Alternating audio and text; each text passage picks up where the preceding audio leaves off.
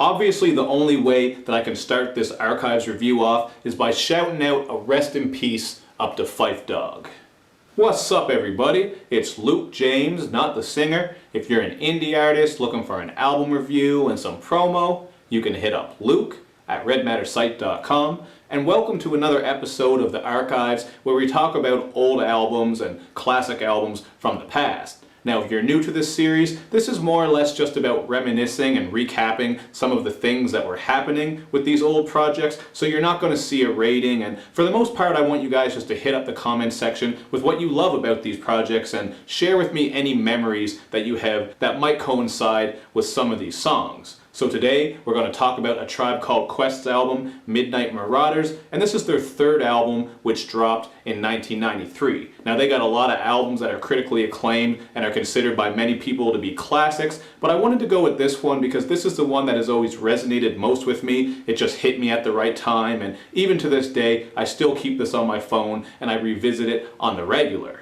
And if you're not familiar with who A Tribe Called Quest is, they're made up of 4 members: Ali Shaheed Muhammad, Q-Tip, Phife Dawg, and of course Jarobi. But actually, after the first album, Jarobi left and they were left as a trio, and then Phife Dawg just recently passed away, so rest in peace to Phife Dawg once again. But moving forward, these guys are known for just coming through with that classic hip-hop sound. You're going to hear a lot of jazzy, soft instrumentals, great lyricism with some funny bars, and even some social commentary, and I just love these beats so much because the kicks have so much oomph to them, man. You can really feel the drums just hitting you in your chest. For just a couple of examples, you can check The Chase Part 2 and God Lives Through, where the drums are just going to knock you out of this world, man. I really can't stress how much that I love the drums on this project, and also on a lot of older hip-hop projects. The drums just tend to have a lot of soul to them. It's not all this 808 shit that's very shallow, so I really appreciate the drums on this one and on that old-style hip-hop music.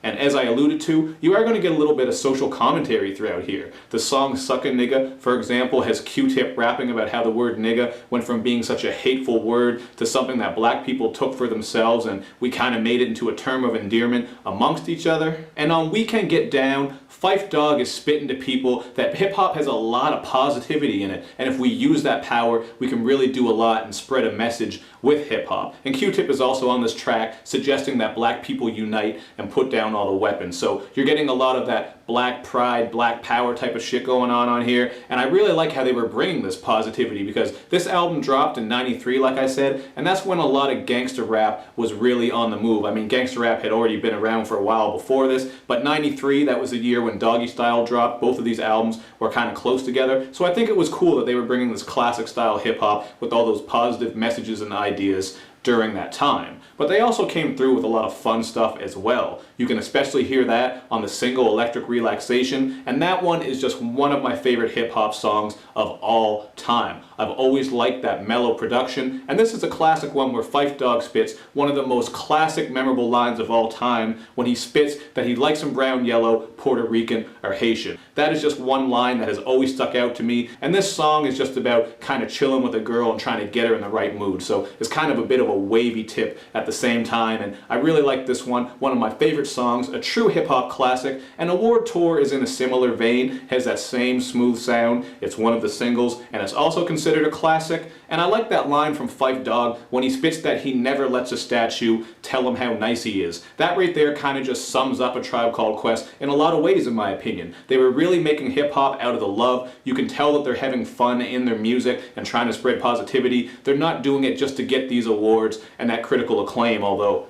obviously throughout the years they did quite well with that, because they are a classic hip-hop act, one of the best to ever do it. And I know I've said classic a lot in this review, but that's just what happens when you talk about an album that's this classic. You're naturally going to be saying that word quite a bit. And lyrically, I already covered some of the things they had going on here, but I also want to bring up that they had some nice storytelling as well. Like on the song Midnight, where Q-Tip is just painting the picture of a young man going out at night, just trying to have fun with his boys, roll some dice, link up with the girl, and just stay out of the way of the shady police. And on 8 Million Stories, Phife Dawg is just dealing with all kinds of problems. His whiny little brother, his girl being on the period when he goes over to smash, and these types of things. So lyrically they covered a lot of bases, I think, throughout this project, and it just goes to show you how you make a classic hip-hop album. At least this is just one example. Has a very cohesive sound with that production, and the way that Q-Tip and Phife just play off of each other on these songs is perfect, because Q-Tip has that very smooth and mellow style, and Phife Dawg just has that charismatic style going on, man. He has a great flow, he's kind of fun with it, and they really make a great pairing. So I love this album so much, I can't stress it enough.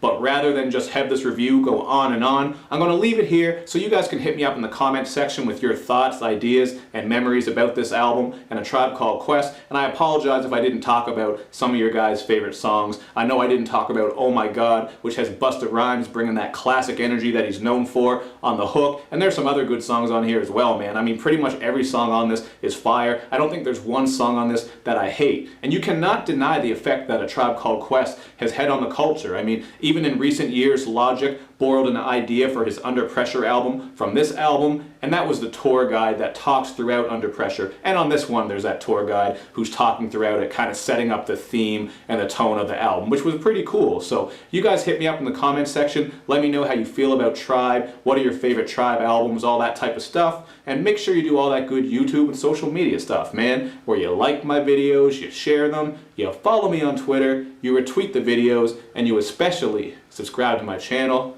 Thank you for watching, everybody. I will see you next time.